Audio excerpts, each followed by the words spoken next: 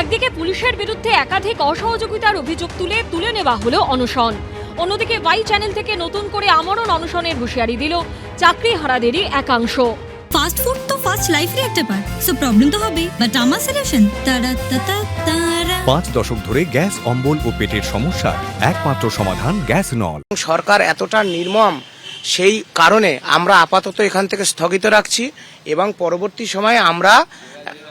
পরবর্তীকালে আমরা এই আবার অনশনে বসবো। রিলে অনশন চালাবো 1 তারিখ থেকে 7 তারিখ থেকে আমরা টানা আমরণ অনশনের দিকে যাব এবং গণ অনশন।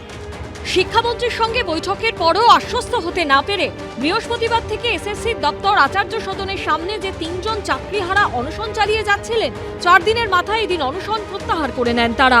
রবিবার বেলা 12:15 নাগাদ সংগ্রামী যৌথ মঞ্চের সদস্যদের হাতে ডাব খেয়ে আপাতত অনশন থেকে সরে এলেন সুমন বিশ্বাস, পঙ্কজ রায় ও প্রতাপ কুমার সাহা।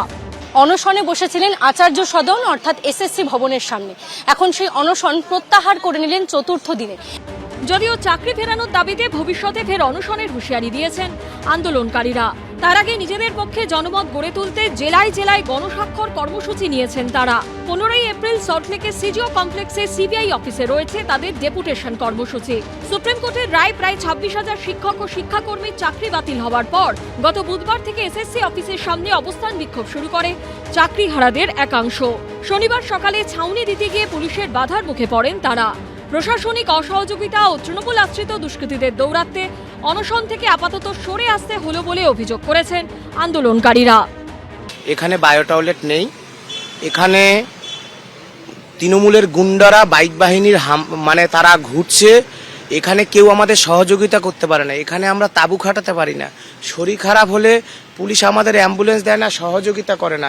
আরজি করের যে আন্দোলনটা যেভাবে হয়েছিল সেইভাবে ভাঙার চেষ্টা হচ্ছে। এসএসসি যারা চাকরিহারা তাদের পাশে তো মুখ্যমন্ত্রী রয়েছেন, সুপ্রিম কোর্টের রায় তাদের চাকরিটা গেছে এবং এই রায়ের সঙ্গে দ্বিমত পোষণ করে সেটাকে পুনর্বিবেচনা করার সমস্ত রকম প্রসেস মুখ্যমন্ত্রী এবং রাজ্য সরকার চালাচ্ছে। শনিবার ভোরে এসএসসি ভবনের সামনে থেকে উঠে গান্ধীমূর্তির পাদদেশে চলে গিয়েছিলেন চাকরিহারা শিক্ষক ও শিক্ষাকর্মীদের একাংশ। সেখানে ধর্নায় বসেন তারা। পুলিশের কথা মতো রাতে তারা সেখান থেকে সরে ওয়াই চ্যানেলে অবস্থান শুরু করেন। রবিবার সেই অবস্থান থেকেই ঠাসা কর্মসূচি ঘোষণা করেন চাকরিহারাদের একাংশ। সোমবার বিকেল 5টায় আইনি পরামর্শ নিতে সমস্ত প্রাক্তন বিচারপতি, বিচারক ও আইনজীবীদের আহ্বান জানিয়েছেন তারা। তার আগে বেলা 12টা নাগাদ দিল্লির যন্তর মন্তরের উদ্দেশ্যে যাবে চাকরিহারাদের একটি বাস। দিল্লির পথে বিভিন্ন রাজ্যে করা হবে লিফলেট বিলি। মঙ্গলবার বিকেল 4টে নাগাদ বঞ্চিত চাকরিহারাদের উদ্দেশ্যে রয়েছে কর্মসূচি। বুধবার যন্তর মন্তরে প্রতিবাদ।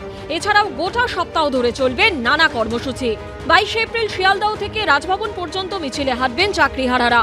23 ও 28 এপ্রিল রাস্তায় রাস্তায় চলবে প্রতিবাদ বিক্ষোভ। 1 থেকে 7ই মে ওয়াই চ্যানেলে শুরু হবে রিলে অনশন। এরপরও সুরাহা না মিললে 7ই মের পর থেকে আমরণ অনশনের পথে হাঁটবেন চাকরিহারারা।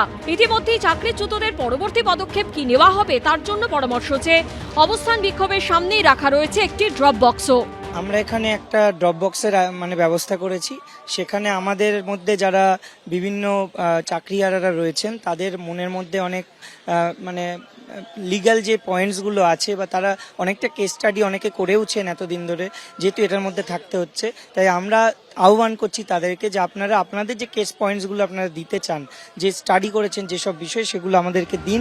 শুক্রবারের বৈঠকে চাকরিহারাদের প্রায় সব দাবিকেই ন্যায্য হিসেবে মেনে নেন শিক্ষামন্ত্রী। কিন্তু শেষমেশ এসএসসি যোগ্য অযোগ্য তালিকা আলাদাভাবে প্রকাশ করবে কিনা, ওএমআর শিটের মিরর ইমেজ প্রকাশ করা হবে কিনা, তা নিয়ে দ্বন্দ্ব থেকেই গেছে। ঐশী মুখোপাধ্যায়, সুদীপ চক্রবর্তী ও সনদ ঝার রিপোর্ট, এবিপি আনন্দ।